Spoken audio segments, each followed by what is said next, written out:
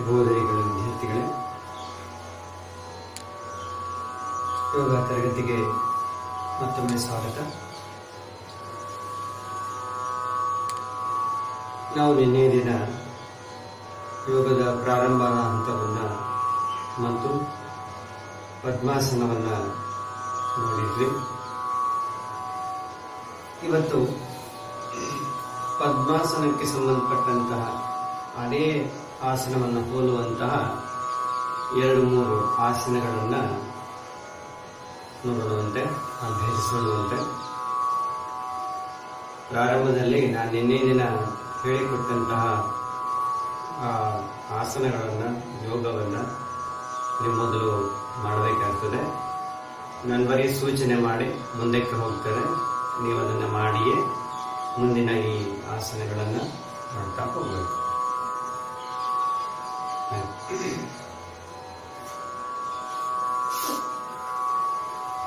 ನಾನು ನಿನ್ನೆ ದಿನ ಆಸನದ ಪ್ರಾರಂಭವನ್ನು ಹೇಳಿದ್ದೆ. ನಾನು ಬರೀ ಸೂಚನೆ ಮಾಡ್ತೇನೆ, ನೀವು ಅದನ್ನು ಮಾಡಬೇಕಾಗ್ತದೆ. ಉಸಿರನ್ನ ನಿಧಾನವಾಗಿ ತೆಗೆದುಕೊಳ್ತಾ ನಿಮ್ಮ ಕತ್ತನ್ನು ಹಿಂದಕ್ಕೆ ಭಾಗಿಸಬೇಕು.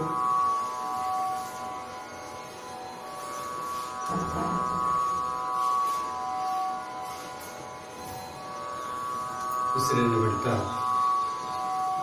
ನಿಮ್ಮ ಕತ್ತನ್ನು ಸಮಸ್ಥಿತಿಗೆ ತಗೊಂಡು ಬನ್ನಿ. ಆದ ನಂತರ ನಿಮ್ಮ ಕತ್ತನ್ನು ಮುಂದಕ್ಕೆ ಭಾಗಿಸ್ತಾ ಹೋಗಿ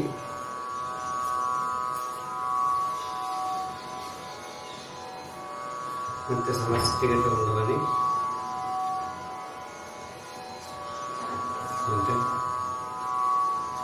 ಇದು ಕತ್ತನ್ನು ಮುಂದಕ್ಕೆ ಭಾಗಿಸುವಂತಹದ್ದು, ಹಿಂದಕ್ಕೆ ತಗೊಳ್ಳುವಂತಹದ್ದು. 4 ಬಾರಿ, ಹಿಂದೆ 4, ಮುಂದೆ 4, ಒಟ್ಟು 8 ಬಾರಿ ನೀವು ಇದನ್ನು ಮಾಡ್ತಾ ಹೋಗಬೇಕು. ಜೊತೆಗೆ ನಿಮ್ಮ ಕತ್ತನ್ನು ಎಡ ಭುಜಕ್ಕೂ ಮತ್ತು ನಿಮ್ಮ ಕತ್ತನ್ನು ಬಲ ಭುಜಕ್ಕೂ ತಿರುಗಿಸ್ತಾ ಹೋಗಬೇಕು.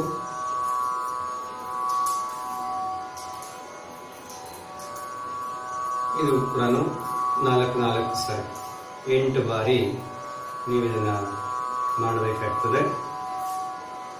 ಅದಾದ ನಂತರ ನಾನೇನು ಹೇಳಿಕೊಟ್ಟಿದ್ದೆ ನಿನ್ನೆ ದಿನ, ಬಲಗೈಯನ್ನು ನೇರವಾಗಿ ಮುಂದಕ್ಕೆ ಚಾಚಿ ನಿಮ್ಮ ಕೈ ಬೆರಳುಗಳನ್ನು ಮುಂದಕ್ಕೆ ಚಾಚಿ ಉತ್ತರದಲ್ಲಿ ನಿಧಾನಕ್ಕೆ ಬಲಗೈ ಬೆರಳುಗಳನ್ನು ಹೀಗೆ ಮುಷ್ಟಿಯ ಆಕಾರದಲ್ಲಿ ತೆಗೆದುಕೊಂಡು ಇದನ್ನು clockwise, anticlockwise ತಿರುಗಿಸ್ತಾ ಹೋಗಿ. ಇದು ಕೂಡ 4 ಸಾರಿ ಮಾಡಿ. ನಂತರದಲ್ಲಿ ಸಮಸ್ಥಿತಿಗೆ ತಗೊಂಡು ಬನ್ನಿ. ಆದ ನಂತರ ಎಡಕೈಯನ್ನು ನೇರವಾಗಿ ತೆಗೆದುಕೊಂಡು ಮತ್ತೆ ಬೆರಳುಗಳನ್ನು ಮಡಚಿ clockwise, anticlockwise ಕೆಳಗಡೆ ಇಡಿ.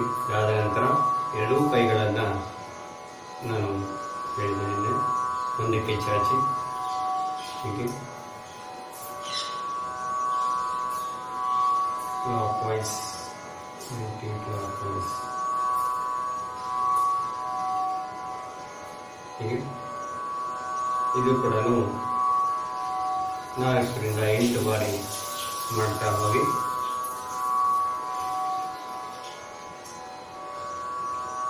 ಇದಾದ ನಂತರ ಪದ್ಮಾಸನಕ್ಕೆ ಹೋಗಬೇಕು ಅಂತ ಹೇಳಿದ್ದೆ. ಪದ್ಮಾಸನ ನಾನು ನಿನ್ನೆ ಹೇಳಿಕೊಟ್ಟ ಹಾಗೆ ಬಲ ಕಾಲಿನ ಪಾದವನ್ನು ಹೀಗೆ ಎಡ ತೊಡೆಯ ಮೇಲೆ ಇಡಬೇಕು. ಅದು ನಿಮ್ಮ ಹೊಟ್ಟೆಯನ್ನು, ನಡುವನ್ನು ಪಾದ ತಗುಲುವಷ್ಟು ಮಟ್ಟಿಗೆ ಸಾಧ್ಯವಾಗದೇ ಇದ್ದರೆ ಹತ್ತಿರ ಪ್ರಯತ್ನವಂತೂ ಮಾಡಬೇಕು ಅಂತ ಹೇಳಿದ್ದೆ.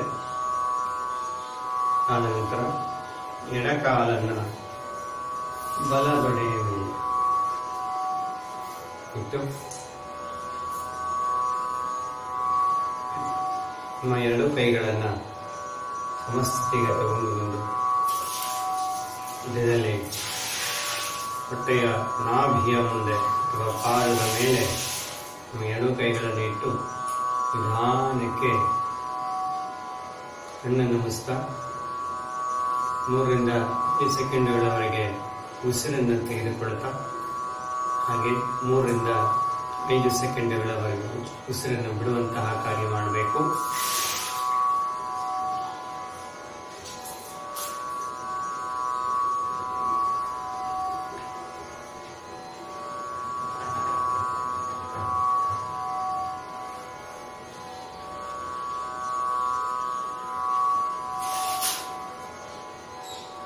ಹೀಗೆ ಈ ರೀತಿಯಲ್ಲಿ 5 ರಿಂದ 10 ನಿಮಿಷಗಳವರೆಗೆ ಮಾಡ್ತಾ ಹೋಗಬೇಕು. ಆದ ನಂತರ ನಾನು ನಿಮ್ಮಂದೆ ಹೇಳಿಕೊಟ್ಟಿದ್ದೆ ನಿನ್ನೆ ದಿನ ನಮ್ಮ ಗಮನ ಹಣೆಯ ಕೆಳಭಾಗದಲ್ಲಿ ಇರುವಂತಹದ್ದು. ಆ ಸಮಯದಲ್ಲಿ ನಮಗೆ ಯಾವ ಕಡೆ ಯಾವ ಆಲೋಚನೆಗಳು ಬರುವಂತಹದ್ದಿಲ್ಲ.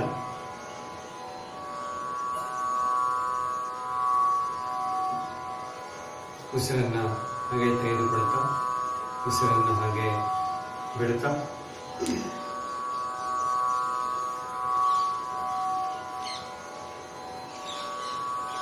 ಹೀಗೆ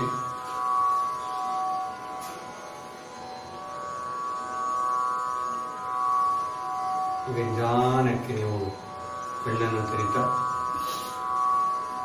ಮತ್ತೆ ಸಮಸ್ಥಿತಿಗೆ ಬನ್ನಿ. ಮುದ್ರೆಯ ಸ್ಥಳದಲ್ಲಿ ನಿಮ್ಮ ಕಾಲುಗಳನ್ನು ಯಥಾಸ್ಥಿತಿಗೆ ತಂದು ಆಸನವನ್ನು ಪೂರ್ಣಗೊಳಿಸುವಂಥದ್ದು. ಇದು ಆಸನ. ಇವೆರಡರನ್ನ ಮಾಡಲಿಕ್ಕೆ ನಿಮಗೆ ಕನಿಷ್ಠ ಅಂತಂದರೂ ಕೂಡ 15 ರಿಂದ 20 ನಿಮಿಷ ಬೇಕಾಗುತ್ತೆ ಈಗಿನ ಅವಧಿಯಲ್ಲಿ. ನಂತರದಲ್ಲಿ ವೇಗವಾಗಿ ಮಾಡ್ತಾ ಹೋಗ್ಬೋದು. ಈಗ ಅದನ್ನ ಮಾಡ್ತಾ ಹೋಗಿ ಮಾಡಿದ ನಂತರವೇ ನಾನು ಮುಂದೆ ಏನು ಹೇಳ್ತೇನೆ ಅದರ ಆ ಒಂದು ಆಸನಗಳನ್ನು ಅಭ್ಯಾಸ ಮಾಡ್ತಾ ಹೋಗಿ. ಇವತ್ತು ಪದ್ಮಾಸನಕ್ಕೆ ಸಂಬಂಧಪಟ್ಟಂತಹ ಪದ್ಮಾಸನವನ್ನೇ ಹೋಲುವಂತಹ 3 ಆಸನಗಳನ್ನು ನಾನು ನಿಮಗೆ ಹೇಳ್ತೇನೆ.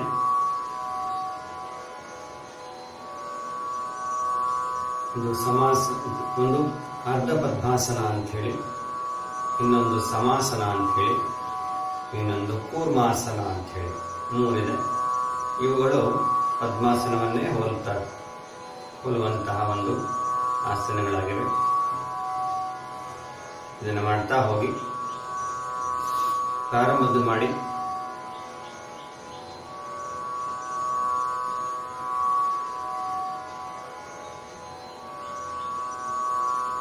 ಕೆಲವರಿಗೆ ಪದ್ಮಾಸನ ಪೂರ್ಣ ಮಾಡಲಿಕ್ಕಾಗೋದಿಲ್ಲ, 2 ಕಾಲುಗಳನ್ನ ಮೇಲಕ್ಕೆ ತರಲಿಕ್ಕೆ ಆಗೋದಿಲ್ಲ.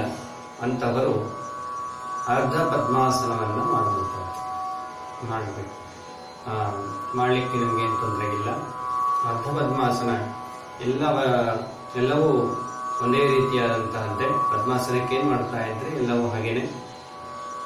ಆದರೆ ಅರ್ಧ ಪದ್ಮಾಸನಕ್ಕೆ 2 ಕಾಲುಗಳನ್ನ ಮೇಲಕ್ಕೆ ಇಡುವಾಗಿಲ್ಲ, ಒಂದನ್ನು ಮಾತ್ರ ಮೇಲಕ್ಕೆ ಇಡುವಂತಹ. ಬಲಗಾಲನ್ನ ತೊಡೆಯ ಮೇಲೆ ಇಡಿ, ಎಡಗಾಲು ಹೀಗೆ ಸಾಧ್ಯವಾದಷ್ಟು ಮಟ್ಟಿಗೆ ತಗೊಂಡು ಬರಲಿಕ್ಕೆ ಪ್ರಯತ್ನ ಮಾಡಿ. 2 ಕಾಲುಗಳ ಸಂದಿನಲ್ಲಿ ಇಟ್ಕೊಂಡು ನೀವು ಇಲ್ಲಿ ಆಸನವನ್ನ ಮಾಡಬಹುದು. ಇದು ಅರ್ಧ ಪದ್ಮಾಸನ ಅಂತ ಹೇಳಿ. ಅಂತಹ ಪದ್ಧತಿಗಳೆಲ್ಲ ಒಂದೇ. ನಿಮ್ಮ 2 ಕೈಗಳನ್ನ ಮುಂದೆ ಕೇಳಿ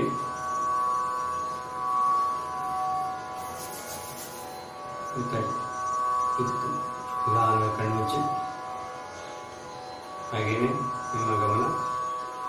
ಕೆಳಗಿರುವಂತಹದ್ದು.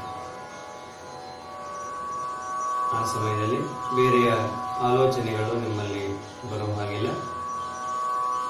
ನಿಮ್ಮ ಸಾಮರ್ಥ್ಯವನ್ನು ನೀವು ಹೆಚ್ಚಿಸಿಕೊಳ್ಳುವಂತಹ ಒಂದು ಕಾರ್ಯ ತಗೋಬಹುದು. ಹಾಗೆಯೇ ಉಸಿರನ್ನ ನಿಧಾನವಾಗಿ ತೆಗೆದುಕೊಳ್ತಾ ಉಸಿರನ್ನು ನಿಧಾನವಾಗಿ ಬಿಡ್ತಾ ಮೊದಲ ಒಂದು ಸ್ಥಿತಿಗೆ ಬರತಕ್ಕದ್ದು. ಹಾಗೆ ನಿಮ್ಮ ಮೊದಲ ಹಂತಕ್ಕೆ ನೀವು ಬಂದ್ಬಿಡ್ಬೋದು. ಇದು ಅರ್ಧ ಪದ್ಮಾಸನ. ಇದು ಪದ್ಮಾಸನವನ್ನೇ ಹೋಲುತ್ತೆ ಪೂರ್ಣವಾಗಿ, ಕಾರಣ ಹೆಚ್ಚಿಗೆ ನಾನು ನಿಮಗೆ ತೋರಿಸಲಿಲ್ಲ. ಇನ್ನು ಮುಂದೆ ಸಮಾಸನ ಅಂತ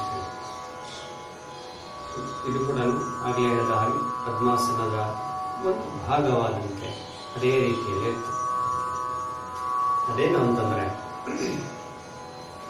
ಪದ್ಮಾಸನಕ್ಕೆ ನೀವು ಎರಡೂ ಕಾಲುಗಳನ್ನು ಮೇಲಕ್ಕೆ ತರ್ತಾ ಇದ್ದಾರಲ್ಲ, ಇದು ಹಾಗಿಲ್ಲ. ಎರಡೂ ಕಾಲುಗಳನ್ನ ನಿಮ್ಮ ಕಾಲಿನ ತಂದು ಅಂದರೆ ಬಲಗಾಲನ್ನ ಎಡಗಾಲಿನ ತೊಡೆಯ ಕೆಳಗೆ ಇಟ್ಟು, ಎಡಗಾಲನ್ನ ಬಲಗಾಲಿನ ತೊಡೆಗೆ ಇಟ್ಟು ಕಾಲಿನ ಈ ಭಾಗದ ಮೇಲೆ ನೀವು ಕುತ್ಕೊಳ್ಬೇಕಾಗ್ತದೆ. ಕಾಲಿನ ಹಿಂಬಳಿ ಈ ಒಂದು ಮೇಲ್ಭಾಗ ಏನಿರ್ತದಲ್ಲ ಆ ಭಾಗದ ಮೇಲೆ ನೀವು ಕುತ್ಕೊಳ್ಬೇಕಾಗ್ತದೆ. ಇದು ಮಾಡೋದ್ರಿಂದ ನಿಮಗೆ ಕರಳಿಗೆ ಸಂಬಂಧಪಟ್ಟಂತಹ ಕಾಯಿಲೆಗಳು, ಹಾಗೆಯೇ ನಿಮ್ಮ ಲಿವರ್ಗೆ ಸಂಬಂಧಪಟ್ಟಂತಹ ಕೆಲವು ಕಾಯಿಲೆಗಳು ನಿವಾರಣೆ ಆಗ್ತದೆ.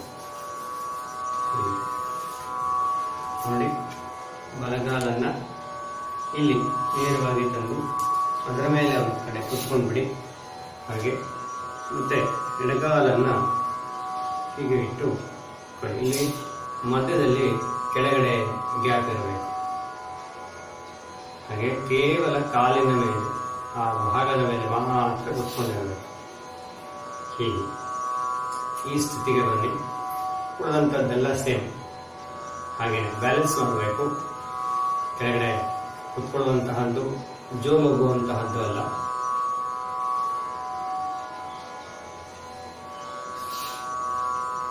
ಇದು ಸಮಾಸನ.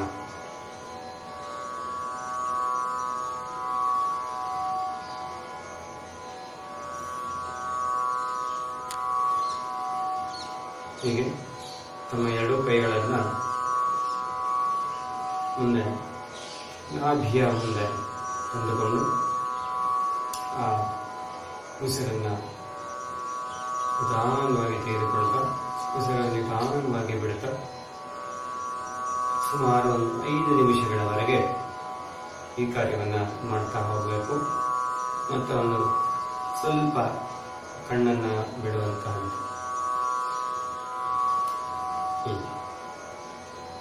ಮತ್ತೆ ಒಂದು ನಿಮಿಷ ಒಳಗಾಗಿ ಒಂದು 20 ರಿಂದ 30 ಸೆಕೆಂಡ್ ಮಾತ್ರ ಕಣ್ಣನ್ನ ಬಿಟ್ಟು ಮತ್ತೆ ಪುನಃ ಉಸಿರನ್ನು ತೆಗೆದುಕೊಳ್ತಾ ಉಸಿರನ್ನ ಬಿಡುವಂತಹ ಕಾರ್ಯ ಮಾಡ್ತಾ ಹೋಗಿ ಮತ್ತೆ ಕಣ್ಣನ್ನು ಮುಚ್ಚಿ ಹೀಗೆ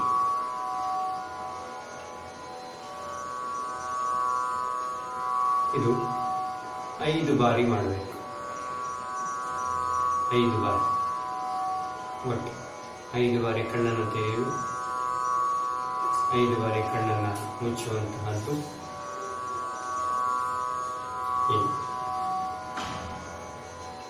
ಇದೆಲ್ಲ ತೋರಿಸುವುದಕ್ಕಿಂತ ನೀವು ಮಾಡುವಂತಹದ್ದು ಹೆಚ್ಚಿದೆ.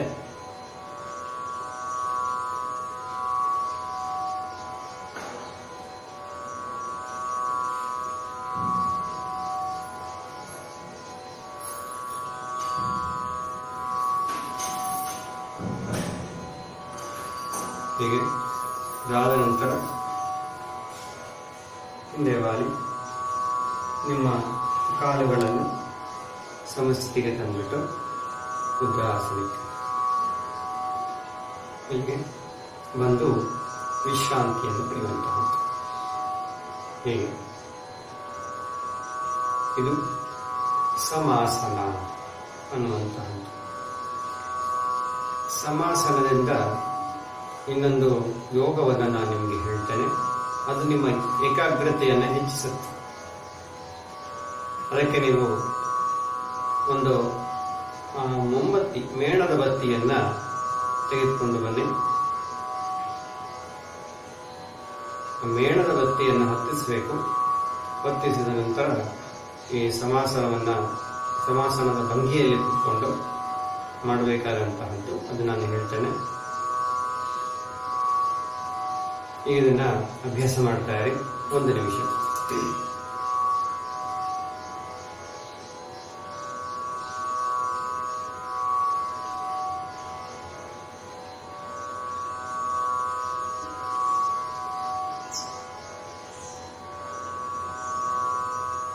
ಅರ್ಧ ಪದ್ಮಾಸನ ಮಾಡಿ ಮೊದಲಿಗೆ.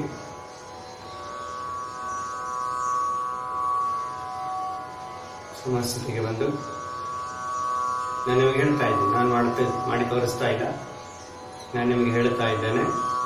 ನೀವು ನನ್ನ ಮಾತುಗಳನ್ವಯ ಮಾಡ್ತಾ ಹೋಗಬೇಕು. ನಿಮ್ಮ ಉಸಿರನ್ನು ನಿಧಾನವಾಗಿ ತೆಗೆದುಕೊಳ್ತಾ, ಉಸಿರನ್ನು ನಿಧಾನವಾಗಿ ಬಿಡ್ತಾ, ಬಲಗಾಲನ್ನ ಎಡ ತೊಡೆಯ ಮೇಲೆ ಇಡಿ.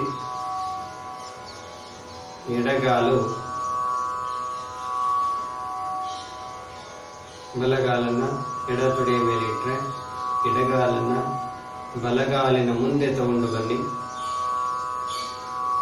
ಮತ್ತು ನಿಮ್ಮ 2 ಕೈಗಳನ್ನ ಹೀಗೆ ಲಾಕ್ ಮಾಡುವಂತಹದ್ದು, 2 ಬೆಟ್ಟುಗಳನ್ನ ಹೀಗೆ ಈ ರೀತಿಯಲ್ಲಿ ನಾಭಿಯ ಮುಂದೆ ಇಟ್ಟುಕೊಂಡು ನೀವು ನಿಧಾನವಾಗಿ ಕಣ್ಣನ್ನು ಮುಚ್ಚುತ್ತಾ ಉಸಿರನ್ನ ನಿಧಾನವಾಗಿ ತೆಗೆದುಕೊಳ್ತಾ ಉಸಿರನ್ನು ನಿಧಾನವಾಗಿ ಬಿಡ್ತಾ ಹೋಗಬೇಕು. ಕಣ್ಣನ್ನು ಮುಚ್ಚಿ ನಿಮ್ಮ ಗಮನ ಹಣೆಯ ಕೆಳಭಾಗದಲ್ಲಿ ಇರಲಿ. ಈ ಹಂತದಲ್ಲಿ ಯಾವುದೇ ಆಲೋಚನೆಗಳಿರುವ ಹಾಗಿಲ್ಲ. ಉಸಿರಿನ ಮೇಲೆ ಗಮನ ಇರಲಿ. ಹಾಗೆ ಮಾಡ್ತಾ ಇರಿ. ಕಣ್ಣನ್ನು ಮುಚ್ಚಿರಬೇಕು.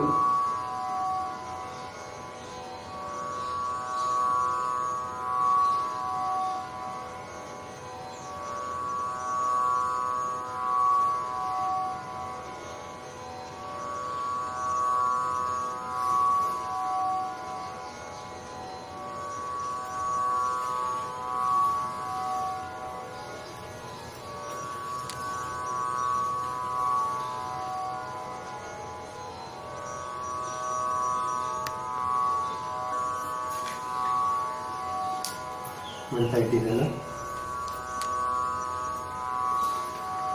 ಮಾಡ್ತಾ ಹೋಗಿ. ನನ್ನ ಮುಂಬದಿಯಲ್ಲಿ ಒಂದು ಮೇಣದ ಬತ್ತಿಯನ್ನು ಹಚ್ಚಿಸಿದ್ದೇನೆ. ಅದೇ ರೀತಿಯಲ್ಲಿ ನೀವೊಂದು ಮೇಣದ ಬತ್ತಿಯನ್ನು ತೆಗೆದುಕೊಳ್ಳಿ.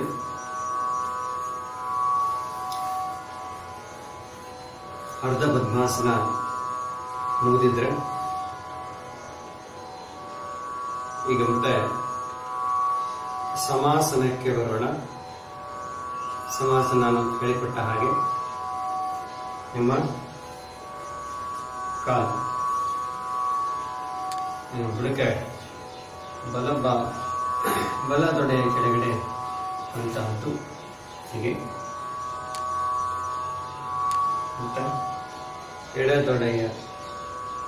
ಎಡಗಾಲನ್ನ ಬಲ ತೊಡೆಯ ಕೆಳಗಡೆ ಇಲ್ಲಿ ಗ್ಯಾಪ್ ಇರಬೇಕು. ಇದ್ರ ಮೇಲೆ ಕುತ್ಕೊಂಡಿರಬೇಕು. ಹೀಗೆ ಬ್ಯಾಲೆನ್ಸ್ ಮಾಡ್ತಾ ಹೋಗಬೇಕು. ನಿಮ್ಮ ಮುಂದೆ ಒಂದು ಮೇಣದ ಬತ್ತಿಯನ್ನು ಇಟ್ಟುಕೊಳ್ಳಿ. ಹಾಗೆ ಈ ಸಮಾಸನ ಮಾಡುವ ಸಂದರ್ಭದಲ್ಲಿ ಮಧ್ಯ ಮಧ್ಯೆ ಒಂದಿಷ್ಟು ವಿರಾಮ ಕೊಡ್ತಾ ಮೇಣದ ಬತ್ತಿಯನ್ನ ನೋಡಬೇಕು. ಇದು ಒಂದು ಸ್ವಲ್ಪ 1 ಮೀಟರ್ನಷ್ಟು ದೂರ ಇಟ್ಕೊಳ್ಬೇಕು. ತುಂಬಾ ಹತ್ತಿರವಿರಬಾರದು, ತುಂಬಾ ದೂರನೂ ಇರಬಾರದು. 1 ಮೀಟರ್ ಅಂದಾಜಿಗೆ ನೋಡಿ. ನಾನು ಆಗಲೇ ನಿಮಗೆ ಈ ಸಮಾಸನವನ್ನ ಹೇಳಿದೆ. ಆ ಸಮಾಸನ ಭಂಗಿಗೆ ಬಂದು ಸ್ಥಿತಿಯಾಗಿ ನಿಮ್ಮ 2 ಕೈಗಳನ್ನು ಮುಂದಕ್ಕೆ ತಗೊಳ್ಳಿ. ನಿಧಾನವಾಗಿ ಕಣ್ಣು ಮುಚ್ಚಿ ಉಸಿರನ್ನು ತೆಗೆದುಕೊಳ್ಳಿ. ಉಸಿರನ್ನು ಬಿಡ್ತಾ ಹೋಗಿ ಹೀಗೆ ಒಂದು ಮೂರು ಬಾರಿ 3ರಿಂದ 5 ಸೆಕೆಂಡು ಉಸಿರನ್ನು ತೆಗೆಳುವುದು, 3ರಿಂದ 5 ಸೆಕೆಂಡು ಉಸಿರನ್ನು ಬಿಡುವಂತಹ ಕಾರ್ಯ ಮಾಡಿ. ಅದಾದ ನಂತರ ನಿಧಾನವಾಗಿ ಕಣ್ಣನ್ನು ತೆರೆಯಿರಿ. ಹಾಗೆ ಸುಮಾರು 3ರಿಂದ 10 ಸೆಕೆಂಡುಗಳವರೆಗೆ ಮೇಣದ ಬತ್ತಿಯನ್ನು ನೋಡಿ ಉಸಿರನ್ನು ತೆಗೆದುಕೊಳ್ತಾ ಹೋಗಬೇಕು. ಪ್ರಾರಂಭದಲ್ಲಿ 3ರಿಂದ 10 ಸೆಕೆಂಡು ಮೇಣದ ಬತ್ತಿಯನ್ನು ನೋಡುವಾಗೆ ನಿಮ್ಮ ಕಣ್ಣನ್ನು ಕುಳಿಕಿಸುವುದು ಬೇಡ. ಮತ್ತೆ 10 ಸೆಕೆಂಡ್ ಆದ ನಂತರ ಕಣ್ಣು ಮುಚ್ಚಿ ಮತ್ತೆ ಒಮ್ಮೆ ದೀರ್ಘ ಉಸಿರನ್ನು ತೆಗೆದುಕೊಳ್ಳಿ 5 ಸೆಕೆಂಡುಗಳವರೆಗೆ. ಮತ್ತೆ ಉಸಿರನ್ನು ಬಿಡಿ. ಮತ್ತೆ ಕಣ್ಣನ್ನು ತೆರೆಯಿರಿ. ಮತ್ತೆ ಮೇಣದ ಬತ್ತಿಯನ್ನು ನೋಡಿ. ಮೇಣದ ಬತ್ತಿಯನ್ನು 10 ಸೆಕೆಂಡುಗಳವರೆಗೆ ಹಾಗೆ ನೋಡ್ತಾ ಹೋಗಬೇಕು. 3ರಿಂದ 10 ಸೆಕೆಂಡುಗಳು. ಮತ್ತೆ ಕಣ್ಣನ್ನು ಮುಚ್ಚಿ ಇದೇ ರೀತಿಯಲ್ಲಿ ನೀವು 10 ಬಾರಿ ಮಾಡಿ. ದಿನಕ್ಕೆ 10 ಬಾರಿ ಸಾಧ್ಯವಾದಷ್ಟು ಮಟ್ಟಿಗೆ ಮಾಡ್ತಾ ಹೋಗಿ. ಹೆಚ್ಚಿಗೆ ಮಾಡಿದ್ರೆ ಏನು ತೊಂದರೆ ಇಲ್ಲ. ಮಧ್ಯ ಮಧ್ಯ ವಿರಾಮವನ್ನು ಕೊಡ್ತಾ ಹೋಗಬೇಕು. ಹೀಗೆ ಇದೇ ಭಂಗಿಯಲ್ಲಿ ಕೊಂಡು ಮಾಡ್ತಾ ಹೋಗಬೇಕು.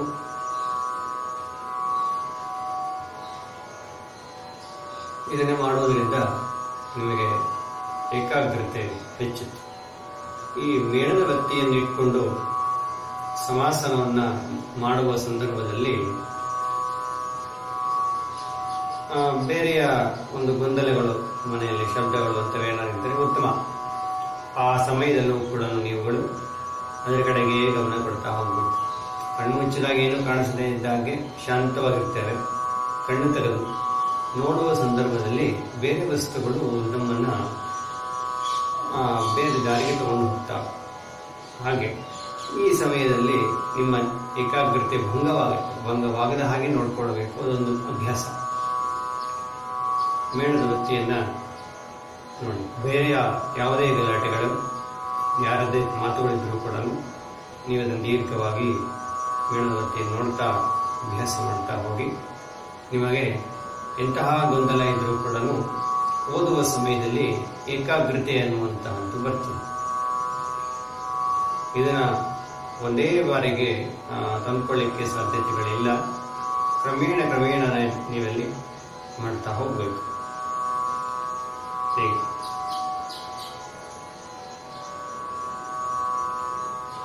ಇದು ಸಮಾಸನ. ಮತ್ತು ನಿಮ್ಮ ಏಕಾಗ್ರತೆಯನ್ನ ಹೆಚ್ಚಿಸಿಕೊಳ್ಳಬೇಕು. ಸರಿ, ಇನ್ನು ಸಮಸ್ಥಿತಿಗೆ ಬನ್ನಿ. ಈ ಸಮಾಸನಕ್ಕೆ ಏನು ಕಷ್ಟವಿಲ್ಲ. ನೀವು ಕೂತಿರುವ ಭಂಗಿಯಲ್ಲಿಯೇ ನಿಮ್ಮ ಕಾಲು ಹಿಂದಕ್ಕೆ ತಗೊಳ್ಬೇಕು ಅಷ್ಟೇ. 2 ಕಾಲು ಹಿಂದಕ್ಕೆ ತಗೊಂಡು ಅದರ ಮೇಲೆ ಕೊಡುವಂತಹದ್ದಷ್ಟೇ. ಸಮಸ್ಥಿತಿಗೆ ಬನ್ನಿ. ಹಾಗೆ ಮತ್ತೆ ಕಣ್ಣನ್ನು ಮುಚ್ಚಿ ಉಸಿರನ್ನು ತೆಗೆದುಕೊಳ್ತಾ ಉಸಿರನ್ನು ಬಿಡ್ತಾ ಶಾಂತ ಸ್ಥಿತಿಗೆ ಬರತಕ್ಕದ್ದು. ಇದು ಸಮಾಸನ ಮತ್ತು ನಿಮ್ಮ ಏಕಾಗ್ರತೆಗೆ ಸಂಬಂಧಪಟ್ಟಂತಹ ಒಂದು ಯೋಗ. ಸರಿ, ಅರ್ಧ ಪದ್ಮಾಸನ ಆಯಿತು, ಸಮಾಸನ, ಅದರೊಂದಿಗೆ ಈ ಒಂದು ಯೋಗ ಆಯಿತು, ಏಕಾಗ್ರತೆ ಮಾಡುವಂತಹ ಯೋಗ ಆಯಿತು. ಇನ್ನು ಕೂರ್ಮಾಸನವನ್ನ ನೋಡೋಣವಂತೆ. ಇದು ಕೂಡ ಪದ್ಮಾಸನವನ್ನೇ ಹೋಲುತ್ತೆ. ಕೂರ್ಮಾಸನಕ್ಕೆ ಅದೇ ರೀತಿ ನಿಮ್ಮ ಬಲಗಾಲನ್ನ ಎಡೆತೊಡೆಯ ಮೇಲೆ ಇಟ್ಟು ಎಡಗಾಲನ್ನ ಬಲತೊಡೆಯ ಮೇಲೆ ಇಡಬೇಕು. ಇದರ ಹೆಬ್ಬೆರಳುಗಳಿರುತ್ತಲ್ಲ, ಹೆಬ್ಬೆರಳುಗಳು, ಬಲಗೈಯನ್ನ ಎಡಗಾಲಿನ ಹೆಬ್ಬೆರಳು ಹಿಡಿದುಕೊಂಡು ಎಡಗೈಯನ್ನ ಬಲಗಾಲಿನ ಹೆಬ್ಬೆರಳನ್ನು ಹಿಡಿದುಕೊಳ್ಳಬೇಕಾಗ್ತದೆ. ಹಿಡ್ಕೊಂಡು ಒಂದು ಕೆಲ ಕಾಲ ಕಣ್ಣನ್ನು ಮುಚ್ಚಿ ಏಕಾಗ್ರತೆಯನ್ನು ವಹಿಸಬೇಕು.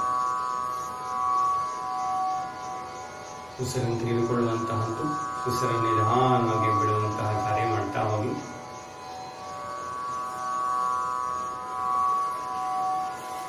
ಇದನ್ನ ಕೂರ್ಮಾಸನ ಅಂತ ಕರೀತಾರೆ. ಹೆಬ್ಬೆರಳನ್ನ ಗಟ್ಟಿಯಾಗಿ ಒತ್ತಿ ಹಿಡಿದುಕೊಳ್ಳಿ.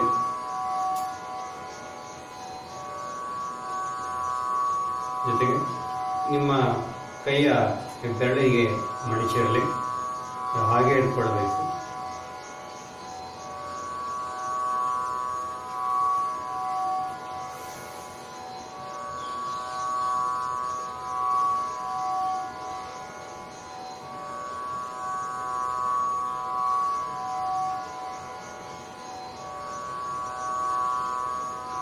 ಹೀಗೆ ಒಂದು 5 ನಿಮಿಷಗಳವರೆಗೆ ಧ್ಯಾನಮುಗ್ಧರಾಗ್ತಾ ಕೂತಿರುವಂತಹದ್ದು. ನಿಮ್ಮ ಉಸಿರಿನ ಕಡೆಗೆ ಮಾತ್ರ ಗಮನ ಇರಬೇಕು. ಉಸಿರನ್ನು ತೆಗೆದುಕೊಳ್ಳುವಂಥದ್ದು, ಉಸಿರನ್ನು ಬಿಡುವಂತಹದ್ದು.